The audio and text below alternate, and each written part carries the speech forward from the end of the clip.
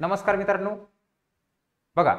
आजच्या या सेशनमध्ये आपण नेमकं कृषी सेवक कृषी सहाय्यक हे जे पद आहे तर या पदाचा नेमका तांत्रिक अभ्यासक्रम काय, त्याचबरोबर या तांत्रिक अभ्यासाची तयारी कुठून करायची, कोणत्या नोट्स मधून करायची, कोणत्या पुस्तकामधून करायची, ही संपूर्ण माहिती या पहिल्या सेशनमध्ये आपण काय बघणार आहे। बघा जे काही कृषी घटक आहे, जे काही तांत्रिक घटक आहेत, आपल्याला माहिती आहे की सर्वसामान्य अतांत्रिक घटक सर्वांना येत असतो, परंतु जो काही तांत्रिक स्वरूपाचा घटक आहे तर हा तांत्रिक स्वरूपाचा घटकावर आपला संपूर्ण निकाल अवलंबून असतो। मग हे संपूर्ण तांत्रिक घटकाचा अभ्यासक्रम सुरुवातीला आपल्याला माहिती असायला पाहिजे। बघा तत्पूर्वी जे काही कृषी सेवक जे पद आहे तर या कृषी सेवक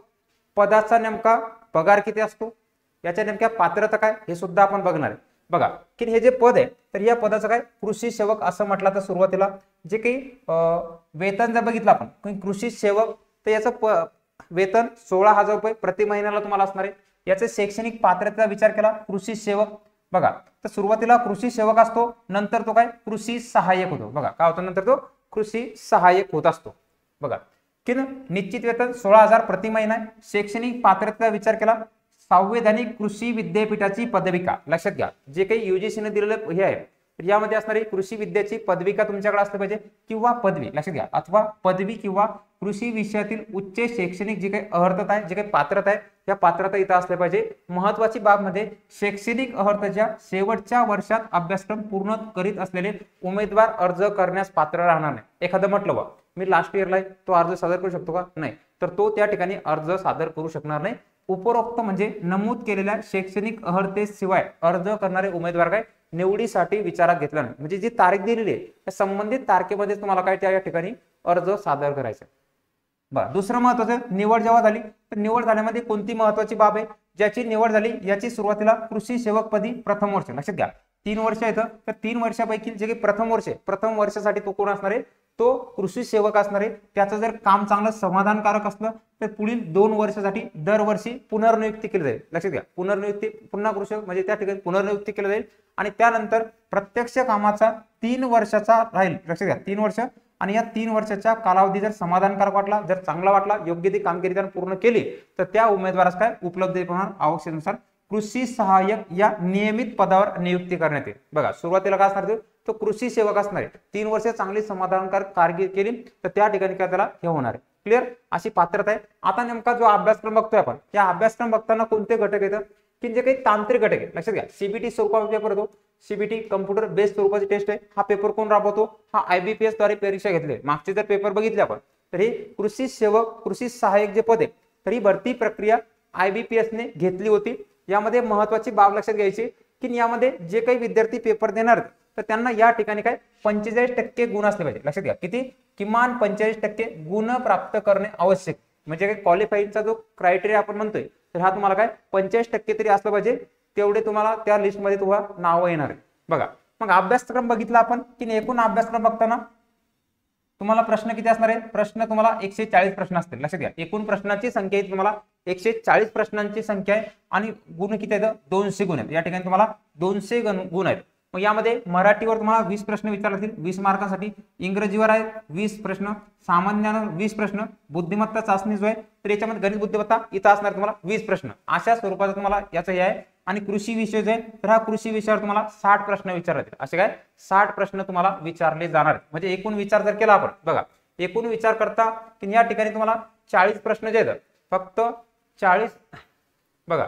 की या ठिकाणी तुम्हाला काय करायचं आहे, जास्तीत जास्त फोकस कुठं करायचं आहे, कृषी विषय जे तांत्रिक घटकावर तुम्हाला फोकस या ठिकाणी करणं गरजेचं आहे। जास्तीत जास्त म्हणजे काय 120 मार्कासाठी हा घटक आहे, तुम्हाला इथं किती 120 मार्कासाठी हा घटक आहे आणि राहिलेला घटक फक्त तुम्हाला काय 80 मार्कासाठी आहे। बघा अतांत्रिकचा घटक किती 80 मार्कासाठी या ठिकाणी विचारला जाणार आहे। बघा मित्रांनो यामध्ये जो काही तांत्रिक घटक आहे तर या तांत्रिक घटकाचा नेमका अभ्यासक्रम काय हे आपण सुरुवातीला जाणून घेऊ आणि यामध्ये संपूर्ण अभ्यासक्रम जो आहे या संपूर्ण 120 मार्काची तयारी आपली कृषी सेवकची जे काही तांत्रिक घटकाची जी बॅच आहे या बॅच मध्ये होणार आहे। बॅच लाईव्ह प्लस रेकॉर्ड स्वरूपाची बॅच आहे, 499 बॅच आहे। बॅच घेण्यासाठी तुम्हाला त्रिशा फाउंडेशन हे ऍप डाउनलोड करा, काही अडचण असली हा नंबर आहे 73 87 50 5802 या नंबरवर तुम्ही संपर्क साधून अधिक माहिती विचारू शकता। संपूर्ण नोट सुद्धा आपल्या ऍपवर उपलब्ध आहेत। बघा आता नेमकं की जो काही कृषी घटक आहे यामध्ये कोणकोणता अभ्यासक्रम आहे, कोणकोणते घटक आपल्याला अभ्यासायचे, बघा पहिले मृदाशास्त्र, मग मृदा व्यवस्थापनामध्ये कोणतं, जसे की जमीन जी आहे, बघा जमिनीचे स्वाभाविक गुणधर्म कोणते असतात? आपले शेतकरी आपल्याला माहिती जमिनीचे कोणकोणते महत्वाचे गुणधर्म असतात, प्रत्येकाचे चांगले वाईट. यामध्ये जमिनीचे प्राकृतिक आणि भौतिक कोणते गुणधर्म आहेत? त्याचबरोबर जमिनीचा पोत कसा आहे, चांगलं पीक आहे, तिची घडण कशी आहे, तिची रचना कशी आहे, घनता कशी आहे, जमिनीची पोकळी किंवा सच्छिद्रता कशा प्रकारे, जमिनीचा रंग कसा आहे, जमिनीची स्थिरता कशी आहे, तापमान कसं असतं, त्यानंतर उष्ण तापमानात कोणते पीक काय, त्यानंतर जमिनीचे रासायनिक कोणते गुणधर्म आहेत, जमिनीचा जमिनीचा जो काही पीएच आहे हा सामू कसा आहे, विद्युत वाहकता कशी आहे, सेंद्रिय कर्ब काय, मुक्त चुनखडी काय असते, त्यानंतर मातीतील कलित आघात काय, प्रतिबंधक योग्यता, सीईसी इत्यादी गोष्टी तुम्हाला काय करायच्या त्या तुम्हाला मृदा व्यवस्थापनामध्ये शिकायचे. काय करायचे बघा, मृदा व्यवस्थापनामध्ये अभ्यासाचे. दुसरा घटक काय आहे की जमिनीचे जैविक गुणधर्म. बघा जमिनीचे जैविक गुणधर्म कोणते, जसं की सूक्ष्म जीवजंतू त्यांचे उत्पादन क्षमतेशी असलेले जे काही बंध आहेत, लक्षात घ्या क्षमतेशी असणारे जे काही संबंध येतात, तर हे संबंध कशा प्रकारचे आहेत, त्यानंतर जमिनीतील उपलब्धता, अन्नद्रव्य यांच्या उपलब्धतेवर कोणता परिणाम होतो हा आपल्याला काय करायचंय या ठिकाणी शिकायचं आहे. त्यानंतर वनस्पतीसाठी लागणारी आवश्यक अन्नद्रव्ये कोणती असतात, मुख्य कोणते असतात, दुय्यम सूक्ष्म अन्नद्रव्य कोणते, त्यांचे कार्य कसं असतं, त्यांच्या कमतरतेची कोणती लक्षणं येतं, कशापासून काय घडतं, हे संपूर्ण तुम्हाला काय करायचं या जमिनीच्या स्वाभाविक जे काही सॉइल शास्त्र जे काही मृदाशास्त्र आहे यामध्ये तुम्हाला बघायचं आहे. बघा पुढच्या याच्यामध्ये की जमिनीतील पाण्याचे प्रकार कोणते येतं, की कोणत्या प्रकारचं पाणी आहे, त्यानंतर एक महत्व त्याचं काय, पाण्याचे कार्य काय येतं, जमिनीचा प्रवेश हालचाली कशा येतं, जमिनीतील पाणी आहे धरून ठेवण्याची पद्धती कोणत्या आहेत, त्यानंतर जमिनीतील पाणी स्थिर पद्धत कोणते, जमिनीचं पाण्याचे नुकसान काय होतं, पाण्याचं चक्र काय असतंय, त्यानंतर जमिनीचा निचरा काय असतोय, निचरा पद्धती काय, त्यानंतर अतिरिक्त पाण्याचे पिकावर जमिनीवर होणारे काय परिणाम आहेत, हे जे घटक आहेत हे संपूर्ण घटक तुम्हाला काय करायचे मृदाशास्त्रामध्ये अभ्यासायचे. संपूर्ण काय मृदाशास्त्रामध्ये अभ्यास आहे. पुढचं आहे की जमिनीची मशागत. बघा की जमीन म्हटलं मग जमिनीवर कोणकोणत्या बाबी येतात की मशागत करणं गरजेचं असतं. मग या जमिनीची मशागत कशा प्रकारे केली जाते, तिचे प्रकार कोणते येतं, कोणत्या अवजारांचा वापर केला तो, कसा उपयोग केला तो, त्याचबरोबर जमिनीची मशागत तिचं पूल काय, त्यानंतर जमिनीचे उद्देश काय कशासाठी येतं,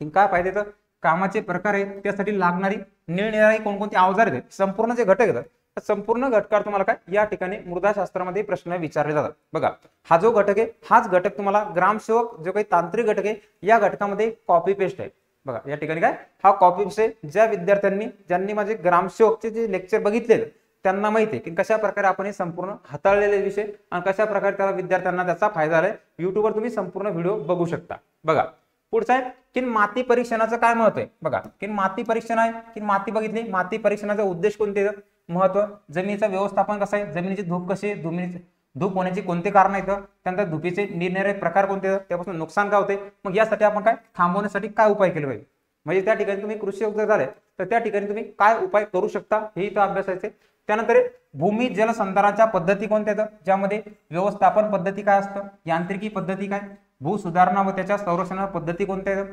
व्यवस्थापन पद्धती कशी आहे कशाची, तर माती परीक्षणाची आहे, यांत्रिक पद्धती कोणती, भूमी सुधारणा, त्याचबरोबर संरक्षणाच्या निरनिराळ्या शासकीय योजना कोणत्या, योजनावर तुम्हाला बऱ्याच वेळा पेपरमध्ये प्रश्न विचारला जातात. लक्षात घ्या ज्या काही करंटच्या स्वरूपात असणाऱ्या योजना तुम्हाला व्यवस्थितरित्या अभ्यासायचे. बघा पुढचा घटक आहे की सेंद्रिय खते. बघा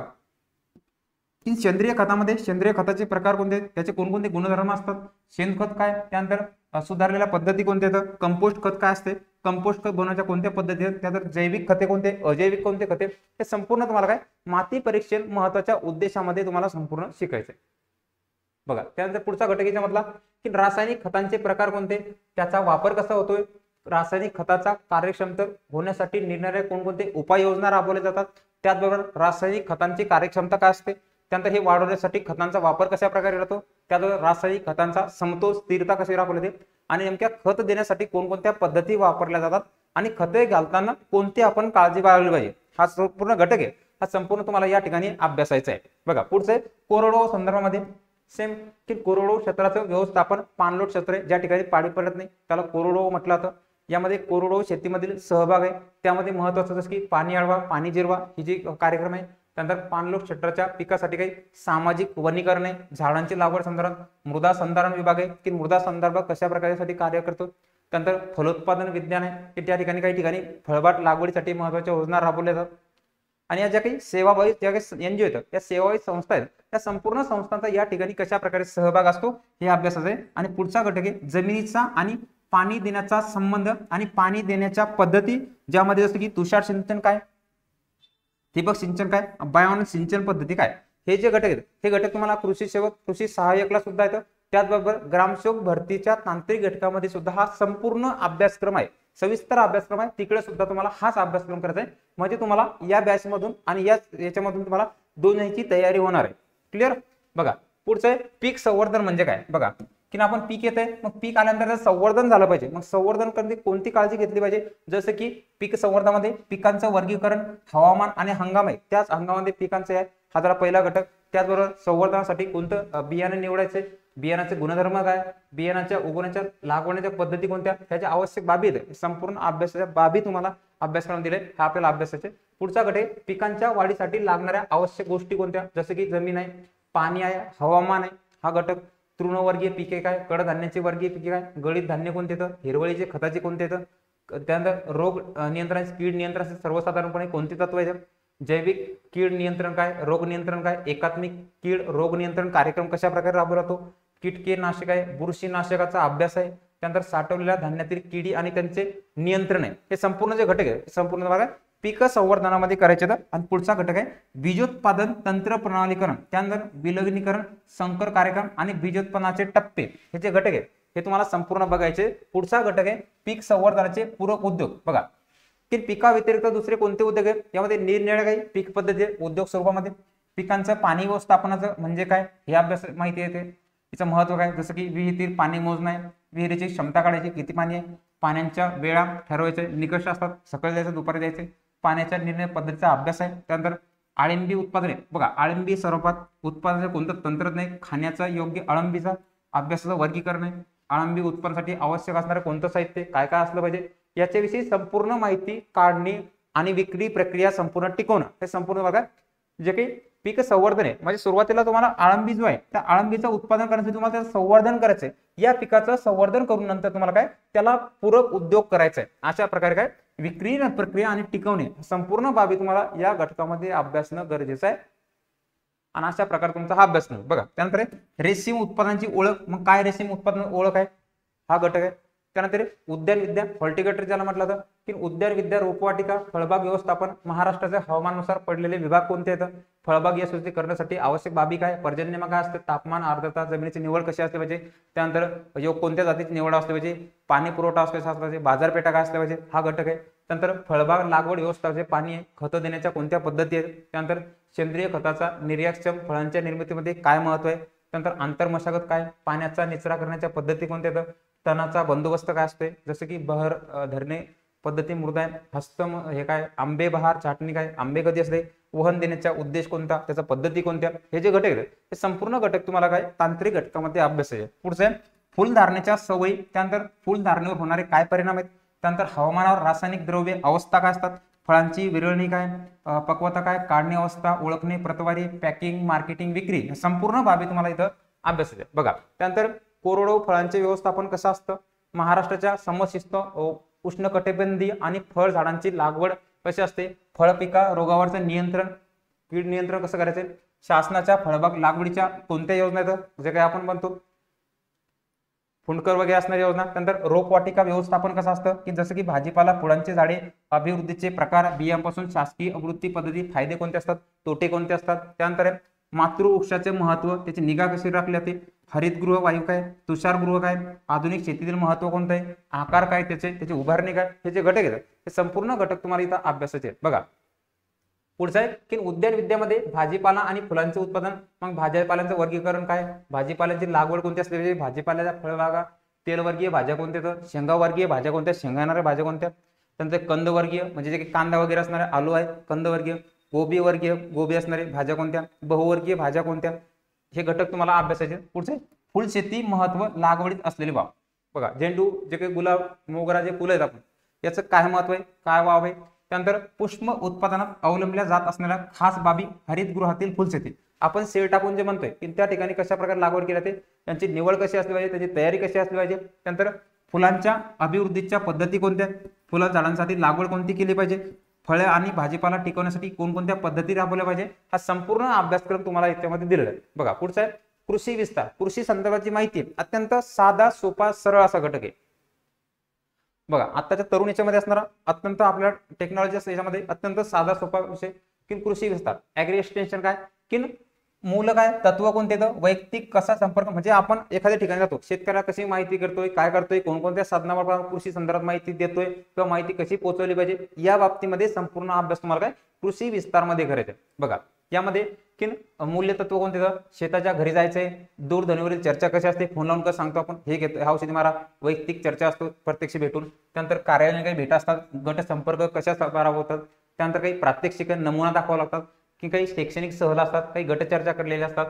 त्यानंतर समूह संपर्क की एकत्रित येऊन जसे की कृषी मेळावा भरतो कृषी दिन असतं प्रदर्शन असतात काही रेडिओ दूरदर्शन इत्यादी संवादाद्वारे काय संपूर्ण माहिती शेतकऱ्यांना दिली जात असते त्यानंतर शेतीविषयक वाङ्मय घडीपत्रिका परिपत्रक आहे पुस्तिका भिंतिका तक्ते आलेख बातमी नमुना छायाचित्र हे संपूर्ण घटक काय तुम्हाला याच्यामध्ये अभ्यासाचे पुढचं आहे दृक श्राव्य साधने रेडिओ जसे की दूरदर्शन आहे टेप रेकॉर्डर चलचित्रपट काही स्लाइड शो प्रेझेंटेशन असतं काही व्हिडिओ कॅसेट नाटक तमाशा कीर्तन इत्यादी जर काय कृषी संदर्भात काही माहिती काय लोकांपर्यंत पोहोचवली जात असते बघा त्यानंतर संगणक रचना कम्प्युटर कार्य उपयोग माहिती साठवणं कसं माहितीची देवाणघेवाण त्यानंतर कृषी विस्तार कार्यक्रम गुणकर्तव्य त्याचे प्रकार कोणते असतात कार्यक्रमाचे नियोजन कसं असतं त्याच्या पायऱ्या त्यांचे नेमके काय फायदे हा संपूर्ण अभ्यासक्रम तुम्हाला काय इथं अभ्यासाचा आहे हे महत्वपूर्ण सखोलरित्या सविस्तर दिलेला अभ्यासक्रम आहे बघा की त्यानंतर पुढचा याच्यामधला घटक असतो की कृषी विकासाच्या योजना महत्वपूर्ण आहेत त्या तुम्हाला कुठं ग्रामसेवकच्या तिकडे सुद्धा उपयुक्त पडणार आहेत आणि इकडे सुद्धा तुम्हाला कामात पडणार आहे बघा योजना म्हटली तिचा उद्देश काय तिचा लाभार्थी कोण आहे ती कोणाची केंद्र शासनाची की राज्य शासनाची तिचा फायदा काय तिचा तोटा कोणता आहे त्यानंतर ही योजना कोरडवाहू क्षेत्रासाठी आहे की बागायती क्षेत्रासाठी आहे त्यानंतर डीपीओ आहे जे काही डीपी आपण म्हणतो इलेक्ट्रिकसाठी नाही या निर्धारित क्षेत्राचा जो कार्यक्रम स्पेसिफिक कार्यक्रम आहे त्यानंतर काही महत्वाचं म्हणजे आदिवासी क्षेत्रामध्ये कोणत्या योजना राबवतात डोंगरी क्षेत्रात भागात कोणता विकास आहे एकात्मिक ग्राम विकासाच्या कोणत्या योजना आहे एकात्मिक बळ विकास योजना काय फळबाग विकासाच्या योजना फळासंदर्भात असणाऱ्या बहुपीक योजना काय आपण म्हणतो पीएम किसान योजना एकात्मिक कडधान्य सुधार योजना काय एकात्मिक तेलबिया सुधार कार्यक्रम जे आहेत त्याचबरोबर राष्ट्रीय प्रात्यक्षिक योजना राष्ट्रीय कृषी संशोधन प्रकल्प कोणते एकात्मिक चारा विकास योजना आहे जवाहर योजना राष्ट्रीय पाणलोट विकास कार्यक्रम आणि कृषी विज्ञान केंद्र हे संपूर्ण योजना कार्यक्रम तुम्हाला काय या ठिकाणी अभ्यास आहे ह्या तुम्हाला काय सविस्तररित्या अभ्यास आहे याच्या बाहेर तुमचा प्रश्न जात नाही हा दिलेला संपूर्ण अभ्यासक्रम आहे सविस्तर दिलेला अभ्यासक्रम आहे बघा त्यानंतर महत्वाचे शेतीविषयक कायदे कोणते जसे की बी बियाणे कायदा आहे रासायनिक खत नियंत्रणाचा कायदा आहे कायद्याच्या संदर्भात कीटकनाशक कायदा आहे जंगल कायदा आहे तुकडे बंदी तुकडे तोड कायदा हा संपूर्ण कायदे तुम्हाला काय या ठिकाणी अभ्यासाचे अशा स्वरूपाचा अभ्यासक्रम बघा पुढचा महत्वाचा कृषी व्यवस्थेतील वित्त व्यवस्था प्रत्येक ठिकाणी कृषीमध्ये वित्त म्हणलं पैसा वित्त माने पैसा याचं मॅनेजमेंट कसं असतं याचं व्यवस्थापन कसं असतं पाहिजे यामध्ये बघताना की जो काही घटक आहे व्यवस्थापन वित्त कृषी व्यवसायाच्या वित्त व्यवस्थापनाचे महत्व कशा प्रकारचे महत्व आहे त्याचबरोबर कृषी व्यवसायात पत पुरवठ्याची भूमिका कशा प्रकारे कर्ज वगैरे दिलं जातं त्यानंतर कृषी पत पुरवठ्याच्या कोणत्या संस्था आहेत हे आपल्या सर्वांना माहिती असं नाही नाबार्ड माहिती याच्या व्यतिरिक्त कोणत्या लोन देतात त्यानंतर कृषी पत प्रस्ताव कसा आहे आर्थिक सुरक्षेसाठी कृत चाचणी कृषी व्यवस्थापन विश्लेषण हे जे घटक आहेत हे संपूर्ण घटक तुम्हाला काय इथं अभ्यासाचे बघा की पुढचं आहे कृषी विपणन की मार्केटिंग कशा प्रकारे असतं कृषी संदर्भातलं मार्केटिंग कशा प्रकारे केलं जातं यामध्ये पहिले शेतीमाल विक्री व्याप्ती त्याचं महत्व काय शेतीमालाच्या बाजारपेठेचे प्रकार कोणकोणत्या पद्धती येतात आणि शेती विक्री व्यवस्थापन माध्यम आणि त्याच्या कोणत्या संस्था येतात आणि शेतमाल विक्रीच्या कोणकोणत्या समस्या येतात संपूर्ण जे बाबी येतात हा संपूर्ण बाबी तुम्हाला पेपरमध्ये विचारले जातात त्या दृष्टिकोनातून संपूर्ण तुम्हाला काय सखोलरित्या सविस्तररित्या अभ्यासणं गरजेचं आहे बघा मित्रांनो हा दिलेला संपूर्ण अभ्यासक्रम आहे एवढा अभ्यासक्रम केला तर तुमचा एकही मार्क जाणार नाही चला भेटू पुढील सेशनमध्ये तोपर्यंत काळजी घ्या नित्याने अभ्यास करा